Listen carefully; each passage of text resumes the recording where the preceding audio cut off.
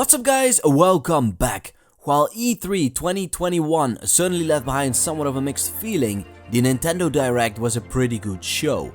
But if you have only watched the Western edition, you have certainly missed out on some awesome titles, including a certified Gundam anniversary release, and today's focus, the much cherished bullet hell shooter MushihimeSama, which got shadow dropped during the presentation. A big shout out to publisher Livewire, who sent over a review code so I could check out this collection, and without further ado, let's dive in. MushihimeSama is the brainchild of developer Cave, one of the most prolific shmup developers of all time. Frankly put, if you're a big shmup fan, there are about a handful of developers who have been able to make waves during the long years of video game development, including Compile, TATE, Irem, and Konami, all of whose games have found their way onto the Nintendo Switch.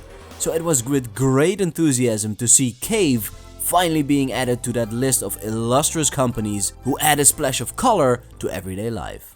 MushihimeSama for Nintendo Switch includes all three versions of the game, making it the definitive edition of this legendary shooter.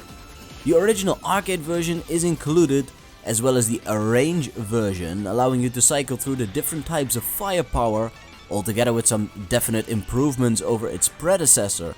And to top it off, the awesome version 1.5, the quintessential bullet hell shooter in all its glory. Each mode can be played at 3 difficulty settings: Original, Maniac, and Ultra, enabling players of all ages and experience to join the fray. A nice little touch is that upon selecting Ultra, a prompt pops up asking you if you're ready to battle sheer despair, and well, you better be. While the Ultra mode starts off fair enough, it quickly transitions into near impossible bullet patterns to navigate through. But man, what a rush! As notoriously difficult bullet hell shooters are, this version does allow complete beginners to this genre to enjoy the game as well by playing through the new NOVICE mode, an absolute quality of life update currently missing in most games in this genre, making it very difficult to enter. As well balanced every single one of these games is, they are truly a sight to behold. Whereas the Darius games, be sure to check out my review of the collection by the way, feature aquatic creatures, MushihimeSama is themed around insect life, and mutated ones at that, called Kujin.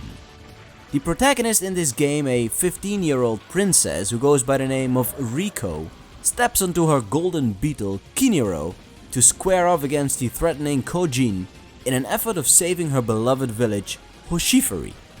In fact, the very name of this game translates to Bug Princess. I for one prefer to stick to the original title. From the main menu you can select various gameplay modes, including a full playthrough of the game in arcade mode, a score attack mode, a training mode in which you can fully customize every little detail, from the available power-ups to the level you want to play through, and you can check out your saved replays, which you can play at various speeds to analyze your runs. MushihimeSama runs perfectly on the Nintendo Switch, both in handheld and docked on the big screen.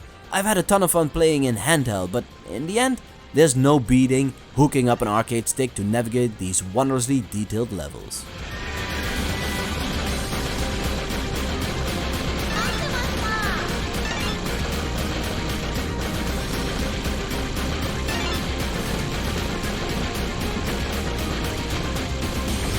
But for those of you who have a coveted flip grip, TATE mode is also supported, allowing you to rotate the screen as per your liking, so that you can make the most of the Switch's screen.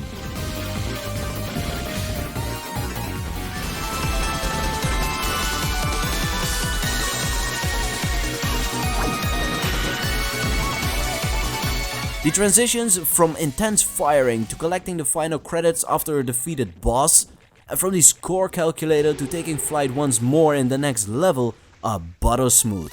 And it worked out so nicely that it's hard to put down the controller just because you want more of this stuff. With only 5 stages, the game isn't even that long, but what it lacks for in length, it more than makes up for in its difficulty and replayability value.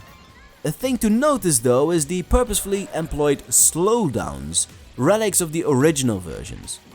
These are not to be mistaken as performance issues on the part of Nintendo's flagship console, but rather as limits within the game's engine, and in fact provide a nice mix-up of the action by moving in slow motion only to jump back to warp speed, and at the same time provide an air of authenticity.